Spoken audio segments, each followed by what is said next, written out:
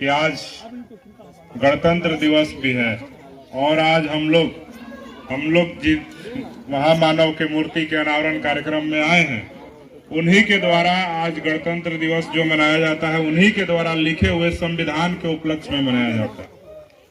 भारत आजाद होने को तो 15 अगस्त 1947 को हो गया था,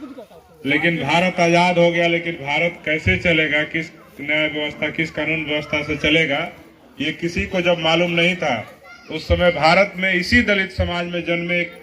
ऐसे महापुरुष थे, महामानव थे, जिन्होंने भारत के संविधान को लिखने का काम किया और भारत में सामाजिक आजादी, आर्थिक आजादी, शैक्षणिक आजादी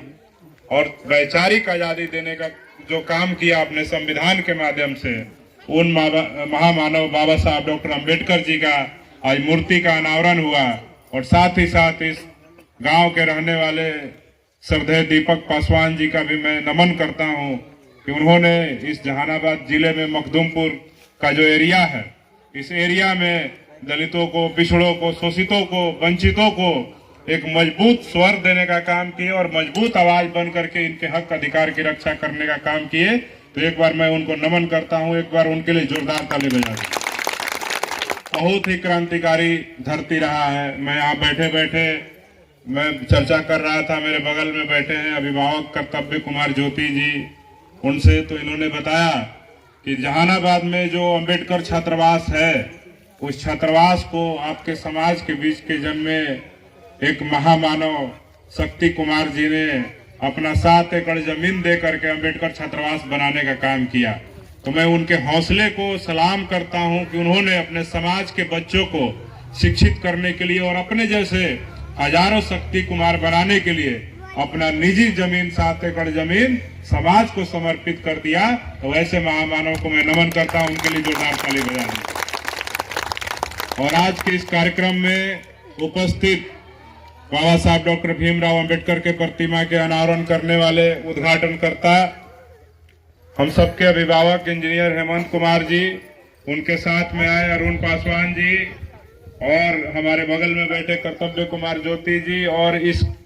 कार्यक्रम के आयोजक सभी लोग, जिनका मैं नाम नहीं ले पा रहा हूं क्योंकि मेरे पास लिस्ट नहीं है, तो मैं सबका धन्यवाद देता हूं कि आप सब ने एक ऐसे महामानव का मूर्ति का स्थापना अपने गांव में किया है कि जिन्होंने सिर्फ दलितों को ही नहीं, उन्होंने पूरे भारत ही नहीं पूरे विश्व को प्रकाशित करने का काम किया है। और उनको भारत रत्न की उपाधि भले मिली हुई हो, लेकिन उनको विश्व में भी उनका नाम है और उनको आज समाज ही नहीं पूरा दुनिया उनको विश्व रत्न के नाम से जानता है, जिनका नाम डॉक्टर बाबा साहब भीमराव अंबेडकर। और उन्होंने अपने शिक्षा जो प्राप्त उन्होंने किया, आप सबको पता है कि भारत की आजादी के पहले इस देश में दलितों को शिक्षा का कोई अधिकार नहीं था, पानी पीने का अधिकार नहीं था, मूछें रखने का अधिकार नहीं था, अच्छे कपड़े पहनने का अधिकार नहीं था, महिलाओं को अपना तन ढकने का अधिकार नहीं था, अच्छे गाड़ियों में चलने का अधिकार नहीं था, अच्छे मकानों में रहने का अधिकार नहीं था। उन तमाम अधिकारों को देने वाले बाबा साहब डॉक्टर भीमराव अंबेडकर एक ऐसे महामानव ने आप सबके समाज में जन्म लिया कि जिन्होंने इस देश के करोड़ों शोषितों, वंचितों, उत्पीड़ितों, उपेक्षितों, महिलाओं, युवाओं के लिए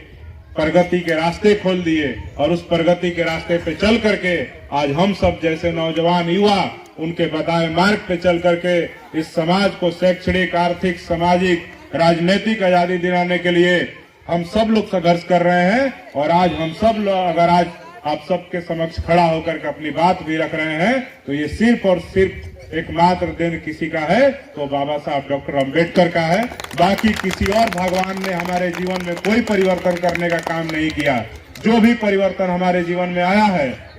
कि आज हम मुखरता के साथ कहीं भी बात रख रहे हैं।